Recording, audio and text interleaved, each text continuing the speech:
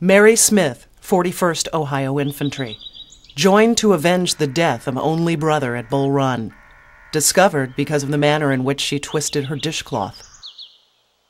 14th Iowa Infantry.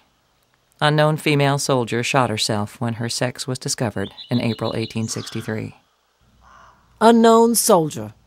Discovered when she tried to put her pants on over her head. Ohio Infantry. Sergeant gave birth after 20 months of service and sent home. Virginia Regiment. Mary and Molly Bell arrested and accused of prostitution, then served 2 years in prison. When released, they were sent home in uniform.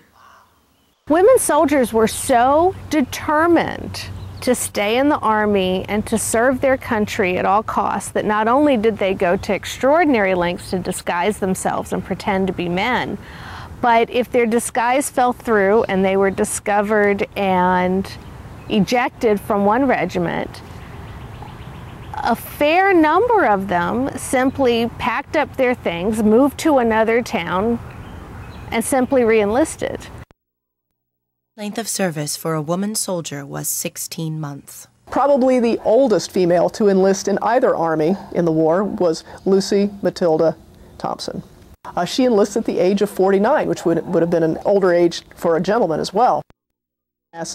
She will be wounded by a piece of shrapnel that's going to tear her scalp open. 7 days battle, she will receive a very serious injury from shrapnel. She will have a portion of her skull actually torn away. Her husband was killed in the same action where she received this almost mortal wound. Lucy does not return to the field after this, but she will give birth to her first child at the age of 51. She will marry again later in the war, give birth to twins in 1855, have 6 children, the last one at the age of 68. She will live to the ripe old age of 112 years old, dying in 1925, after being somewhat involved in the First World War. Nobody knows exactly how many women did this, and how successful they were. Madeline Moore reportedly joined the Army to be with her boyfriend and was elected lieutenant. She served in West Virginia under McClellan and later at Bull Run. Mrs. Turchin went to war with her husband, General John B. Turchin. When he was taken ill in 1862, Mrs. Turchin took command of the regiment. Frances Clayton served in a Missouri cavalry regiment for 2 years and was never discovered. Usually, if a woman wished to stay in the Army, she had to switch regiments to avoid detection. Annie Lillibridge swapped a discharge with another soldier to re-enlist.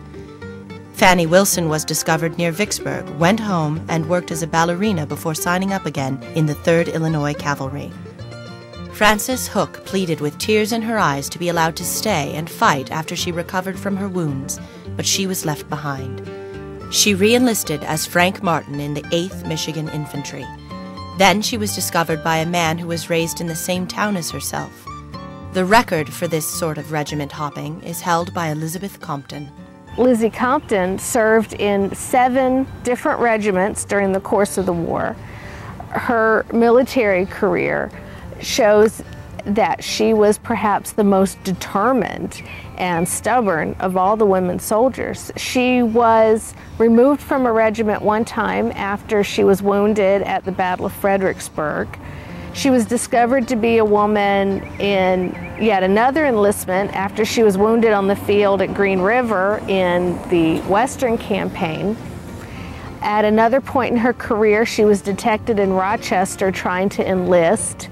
She was mustered out of yet another regiment when she was thrown from a horse.